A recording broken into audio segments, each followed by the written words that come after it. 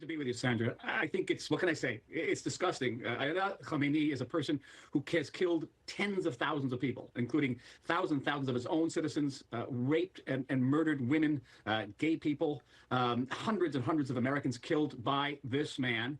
And the fact that anybody's saddened by his passing or is afraid to talk about people who are saddened by his passing is reprehensible. It just is. It's a moral meltdown is what it is. So we're going to say, and by the way, there is nothing remotely illegal about America's intervention in Iran. Iran committed literally hundreds of acts of war against the United States since 1979. In what moral universe is responding to that forcefully, a violation of international law? It beats me. These people know nothing about international law. Well,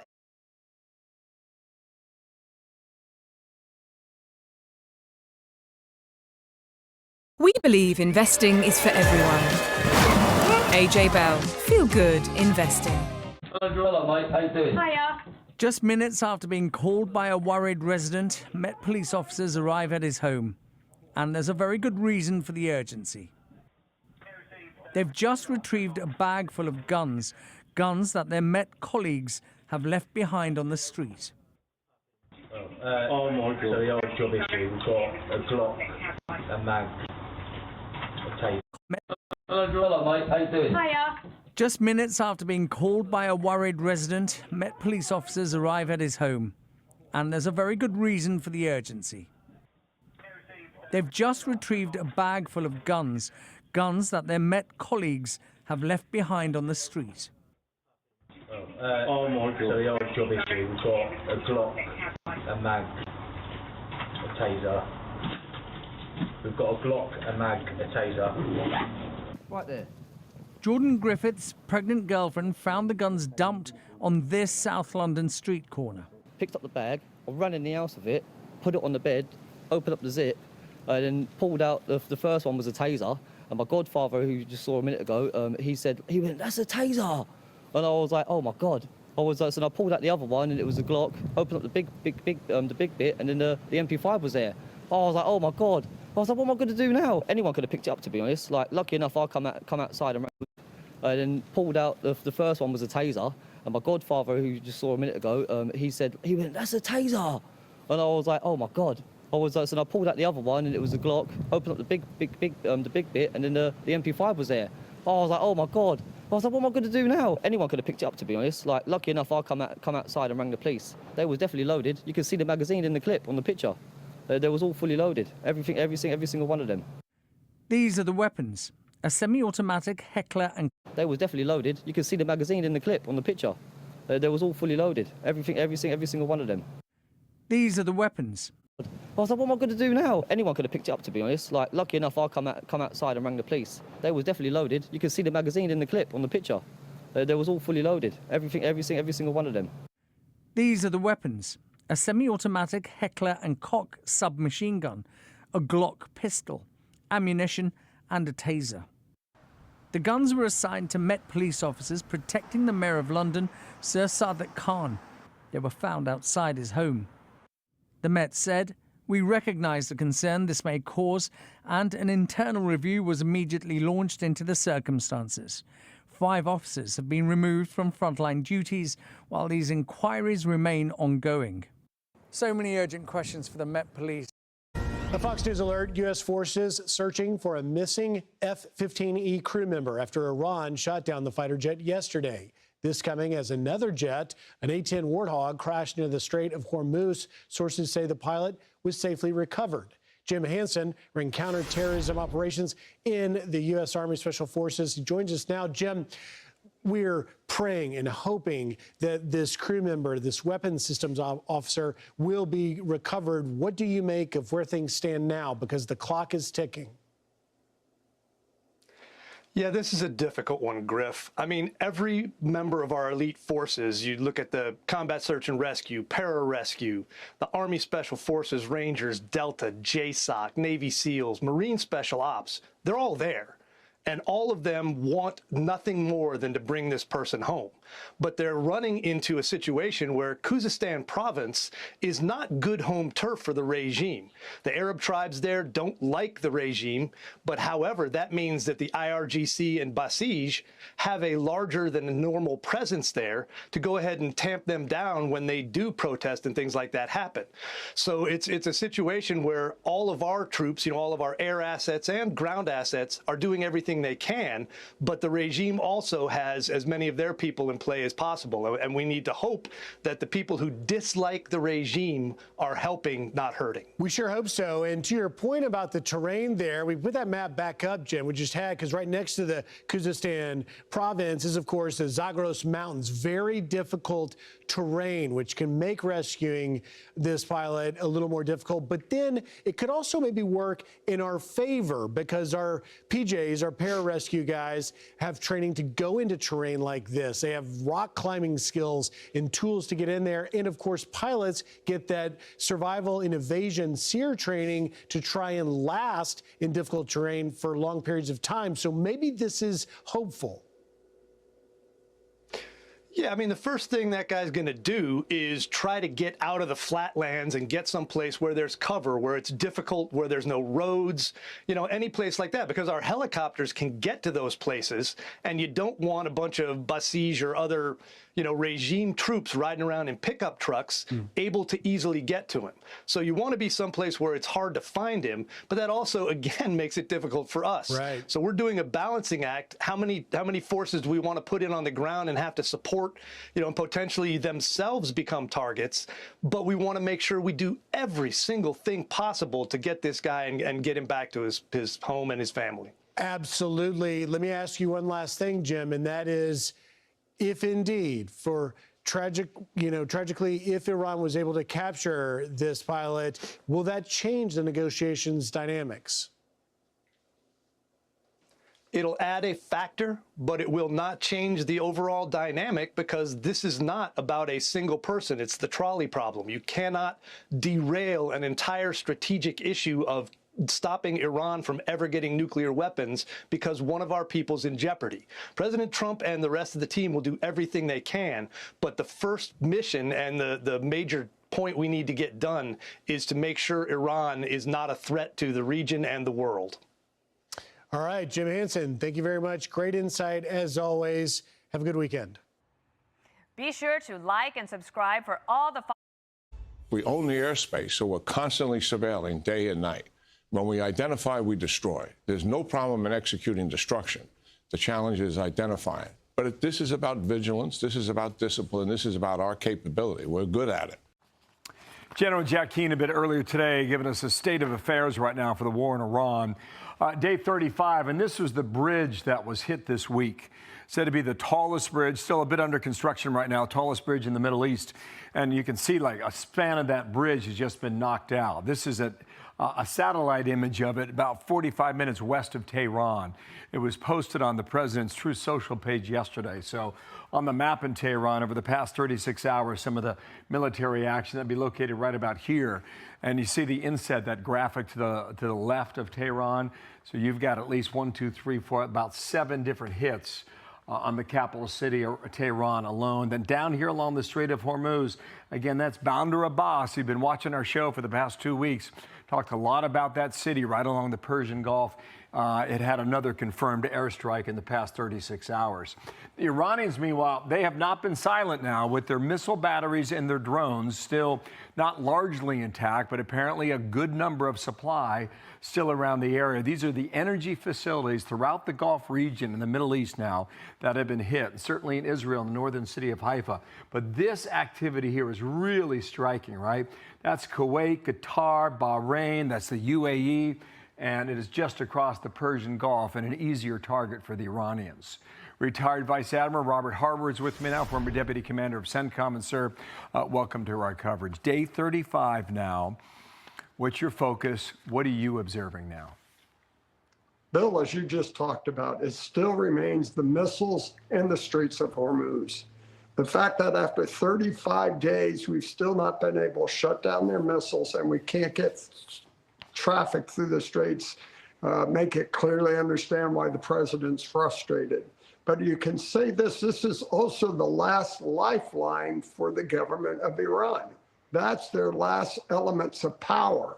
So they've got to sustain that to remain in power, not only externally, but internally. And you also talk about this bridge. The geography of Iran is very limiting. The Zagros Mountains running north to south in the west, the Alborz Mountains in the north running east to west, and then the large deserts such as the Dasti Kabir make these roads critical to Tehran.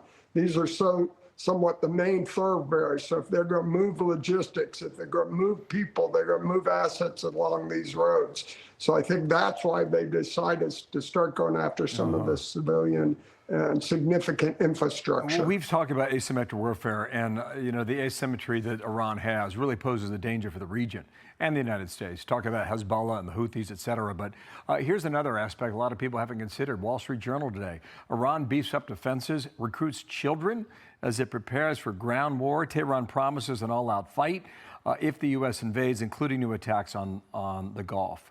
With regard to that potential invasion, what do you see in the amphibious forces that have moved in there? What do you see in the 82nd Airborne, sir? The options to put troops on the ground anywhere we want. If it's going to help solve those two problems on the missiles and the straits, then it may be worth the risk. But they can't deny us access.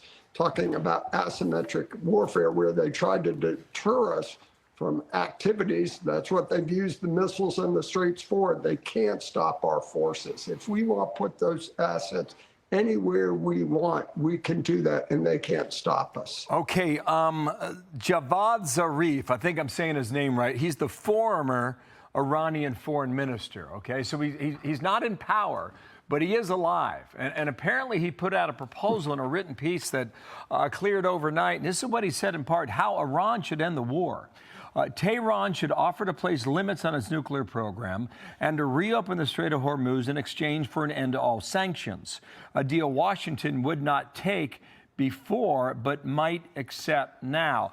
I don't know how this works in the hierarchy of power within the Iranian government now, but does that tell you something about the potential for the state of diplomacy? Because if people are listening to him, I think that's the first indication, maybe, that the Iranians are moving in these so-called talks. Bill, without a doubt, you have a senior leader acknowledging the demands we've made.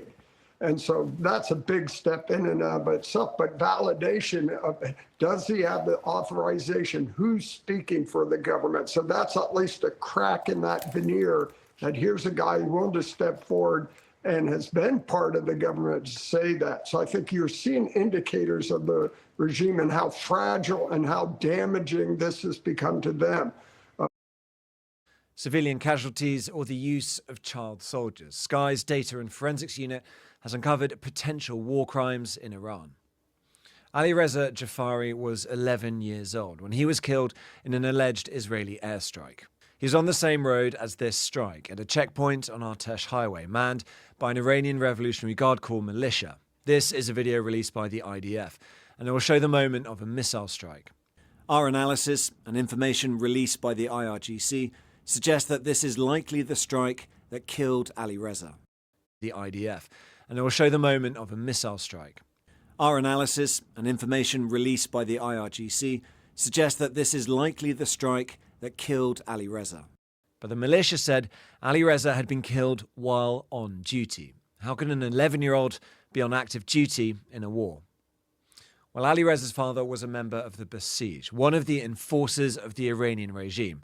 It's a voluntary militia which has long been part of the domestic security apparatus and played a big role in the bloody suppression of protests earlier this year, which left thousands of Iranians dead. Sky's Data and Forensics team has uncovered the strategy by the IDF to target besieged checkpoints.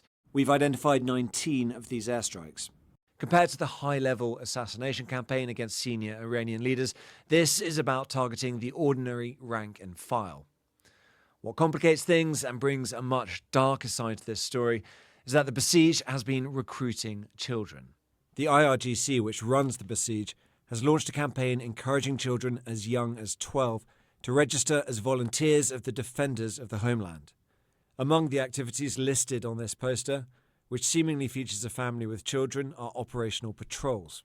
We've also verified a video of an IRGC leader promoting the campaign. We have had many requests from teenagers and young people who want to participate in these checkpoints. And given the age of those seeking to participate and requesting to be present, we've lowered the age limit to 12 years and above. The military recruitment of children is a war crime under the Geneva Convention. An Israeli military official told Sky News, in conducting strikes, particularly aerial strikes, the IDF is not able to determine the age of every combatant who may be harmed, nor is it required to do so under international law. It is Iran's responsibility to put an end to this criminal practice. The Iranian embassy in London did not respond to our request for comment. I'm joined now by Tara Kangalu, who's our Middle East commentator, and Sophia Massam, digital investigations journalist. Tara, we'll start with you because you grew up in Tehran. What is the role of the Basij in Iran?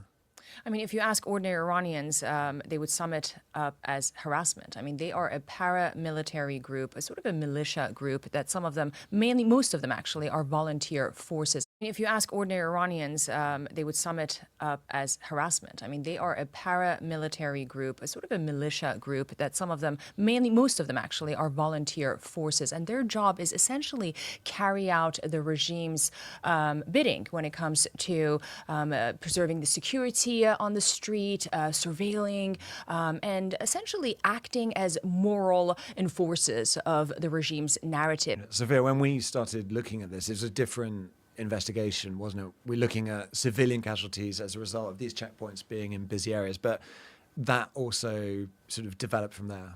Yeah, absolutely. So when we first started looking at this, we were matching aftermath footage and footage posted by the IDF of these strikes, and we were finding that these were mainly taking place on quite busy roads in Tehran, sort of dual carriageways, and you could see in the videos loads of civilian cars passing by. And actually, in one of the videos, we were able to work out when it had been filmed. It was between around 10:30 and 11:30 using shadow analysis. And that all points to this happening in the middle of daytime as people are using these roads. When we think of that of children being recruited by the Basij, what do we mean by that? Is this the idea of children being given guns, which we've seen in other conflicts around the world? Is it more of a youth organization? Is it putting children in harm's way? Right now, we see a situation where the Basij has put out requests, essentially a call that we are taking volunteers as young as 12. Okay, and these are young teenagers who are given guns, batons, tasers, pepper spray, and again, their job is to harass, intimidate, and surveil people in public areas and, of course, these checkpoints. Now, the thing is, if you think about it, a teenage boy, right, has a lot of feelings and emotions, and, you know, the idea of holding a gun might be exciting for them. And the regime in Iran has long exploited that excitement to their advantage, and that's precisely what's happening right now. Well, I mean, and the Basij remain a target, especially for Israel, and that idea of regime change. It doesn't look like that campaign against them is stopping, and presumably more children could be in harm's way because of Iran recruiting them. Yeah, absolutely. So there are reports of checkpoints across the country. In our geolocations, we focused on Tehran, but the people manning the checkpoints are absolutely aware that they are targets. We've come across video we've been able to geolocate in Tehran where the checkpoints have moved under bridges or into tunnels, and that's because they are scared of being struck in that way. And it is a kind of shift in strategy from the early days of the war where sort of bigger targets were being hit, sort of people who were heads of regiments or members of government. These are now kind of the rank and file members and really just ordinary low-level Basij members out on the street. So, you know, we have the situation where an 11-year-old boy is apparently been killed because he went to become part of the Basij. He was on duty, as they said. Why would he do that? What is the appeal? Are they paid? Is there, you know, something you get for this? Is it patriotic motivation?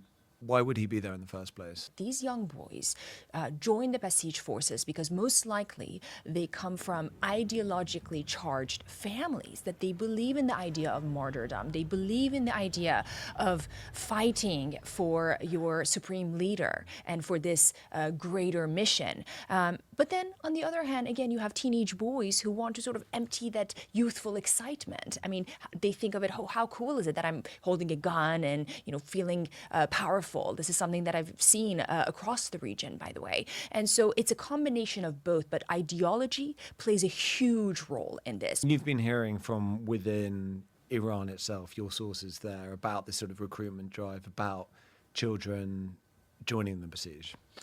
I actually heard an incredible story. A source of mine in Iran said that his cousin, his 15-year-old cousin, who lives in eastern Tehran, recently had a classmate who joined the Basij forces during the war, the earlier days of the war, and he was killed. He wrote to me and he said, these are young boys, teenagers whom the government taps into by exploiting their youthful excitement and recruiting them. It's easy for a teenage boy to get excited about holding a gun, being given power and authority, and feeling a sense of purpose and strength, Tom. These are his words. Many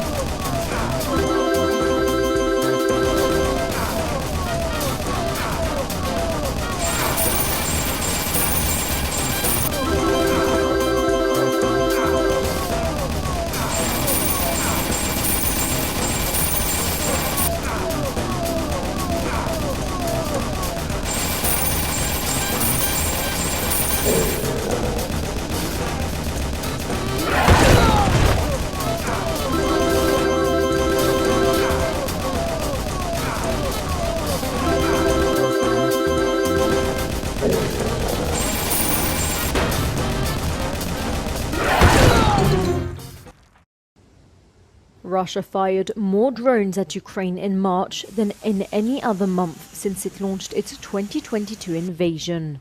According to daily data published by Ukraine's Air Force, Russia fired at least 6,462 long-range drones into Ukraine last month. This is up nearly 28% over February and the second straight monthly increase. Russia launched 138 missiles in the same period, a decrease of around 52% compared with the previous month, the data showed. Of the missiles and drones, the Ukrainian Air Force said it had downed nearly 90% of them, the highest interception rate since February 2025, according to the data. Russia has ramped up its drone production to an industrial scale over the course of its war. Meanwhile, Ukraine has sought to scale up its air defenses in response, deploying cheap interceptor drones to destroy their Russian counterparts. Until Russia's full-scale invasion of Ukraine, the consensus in Finland was that it wasn't necessary to join NATO.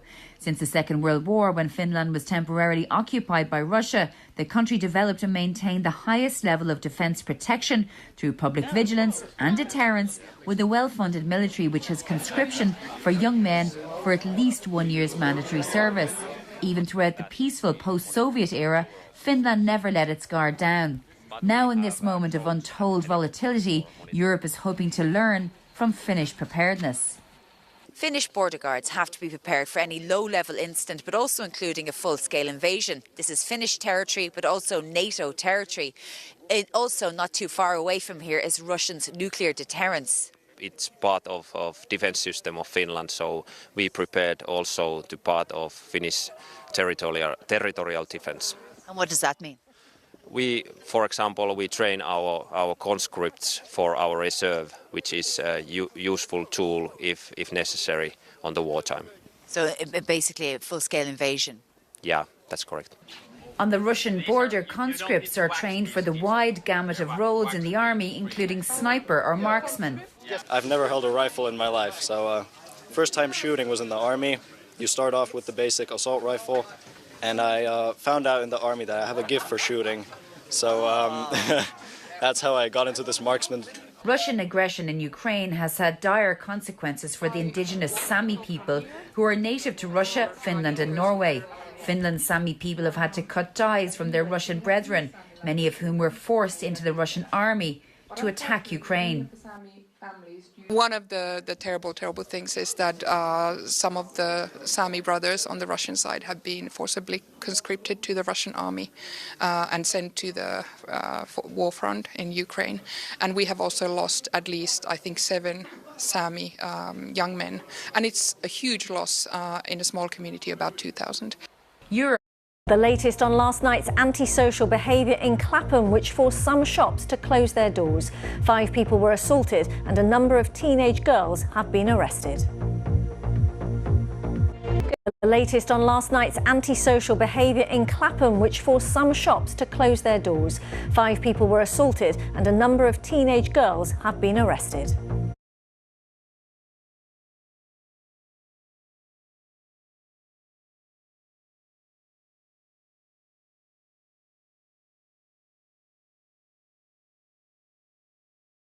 Quick selfie checks for big withdrawals, should anyone attempt to impersonate me.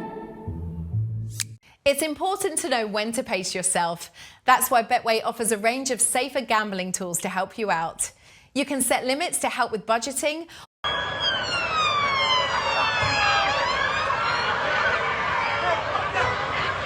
But yeah, it's a sad state of affairs that's what it's come to. Like, this is just a high street in London and we can't even feel normal walking here, like, through daylight. So it's a bit disheartening. That's what the state of the city's come to.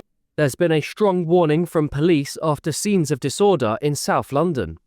Footage shows large groups of young people gathering on Clapham High Street, with shops forced to close and police moving in to clear the area.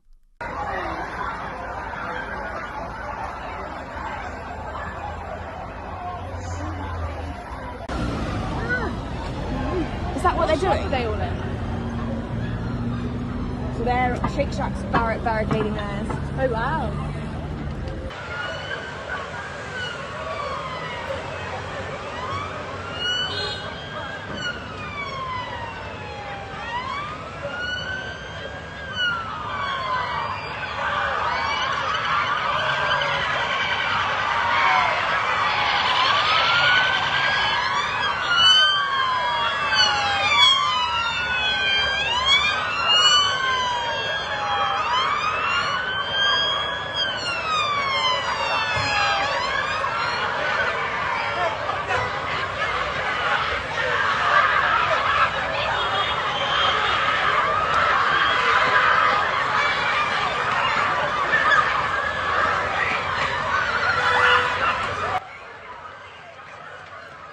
Officers were seen dispersing crowds, with eyewitnesses describing stores being shut and shoppers turned away.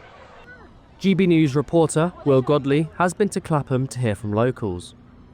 I was thinking to myself, it's really weird there isn't police here again today, because from what I understood, basically it's a social media trend and they're literally just targeting a different place every day, but maybe, I don't know, they moved on to the next area at this point. But yeah, it's a sad state of affairs that's what it's come to. Like, this is just a high street in London and we can't even feel normal walking here, like, through daylight. So it's a bit disheartening. That's what the state of the city's come to. Well, I can speak now to Nick Biskinis, the chair of Clapham Safer Neighbourhood Panel, who was keeping an eye on everything last night. Nick, tell me exactly what you saw. Well, I saw hundreds of youths on Clapham Common, and there was already a strong police presence because of what happened on Saturday. And when the police attempted to disperse them, they ran into the high street. Now, I want to pay tribute to our officers because there was a strong police presence in the high street, and that prevented the youths from actually getting in. So it was over relatively quickly, but it was very, very frightening for customers, for shop managers, shop workers who were effectively kettled inside the store, wondering if they could get out, wondering if they were safe. So I pay tribute to police for resolving the issue quickly, but there needs to be a far stronger police presence now over the coming days to show that if people do engage in bad behaviour when trying to loot, they will face full consequences. We've seen some police officers walking around the streets today, but what about the leadership of the police? Are you surprised the Commissioner hasn't been down here? Are you surprised the Mayor of London hasn't been here as well? Yes, the Commissioner Mark Rowley has said that shoplifting is one of his priorities and they were going to focus on that. So I'm surprised that Clapham, which is a sort of a microcosm of London, it's a very sort of big, wide, diverse community has been left out in the cold. We would have expected the Mayor and the Commission to come down to show that they believe that London is safe and actually to reassure people. I mean, that's what leadership is about. But Sadiq Khan has said many times when asked about crime in London that London is far safer than many other major cities. So surely that should make people here feel somewhat safe?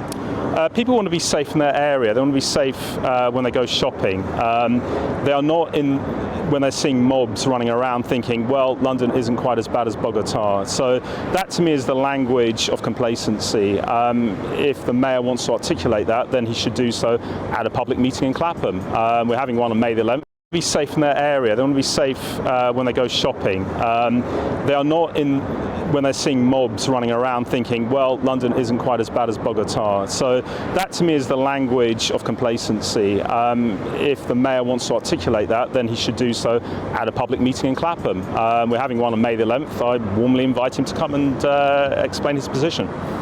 You also told me, Nick, you were speaking to some of the youngsters here last night. We understand they'd organised this demonstration, this gathering, on TikTok, on social media. Why do you think they had organised this? Was there any motive in play here? What were they telling you? And are you expecting to see further demonstrations, further gatherings in the coming few days? When I spoke to some of the youngsters, and these were very young people, they didn't really have a clear reason. They were effectively following the crowd. So I think they were swept by the idea of being part of something and the notoriety. And they were quite shocked when some were arrested. And I also want to point out that there were assaults, so this wasn't a benign event. In terms of what happens afterwards, what happens in Clapham can happen anywhere, and as I say, we need to see a strong show of policing, we need to see more arrests, but above all we need to see leadership from the top of the Met and from the Mayor's office, to show they're taking this seriously. A visit by the MP, a visit by the London Assembly member, a visit by the Mayor, a visit by the Commissioner would all actually go a long way to reassure people. But, I mean, these have been described as Easter holiday link-ups. We're just at the very beginning of the Easter holiday. Is this a case of teens are simply bored and this is how they're letting out their energy? Is this a failure of there not being enough kind of youth clubs in the holidays? Well, unless you can find clear evidence of somebody saying they looted a shop because they couldn't go to a youth club, that becomes an excuse. Of course you can do more with youth clubs, that'd be a very good thing, but it's more about people feeling that they have the ability to cause chaos without feeling consequences. So that's actually the real driver. I think antisocial behaviour in London widely has been allowed to embed, and you've seen that in some aspects of the weekend protests where people were climbing up flags and baying mobs in Liverpool Street Station a few years ago, and that was unchallenged. So it creates the impression that you can do bad things and you probably won't be challenged on that, and until that changes, anywhere is at risk of that kind of disturbance. Okay, Nick, very interesting to talk to you on GB News from here in Clapham, where of course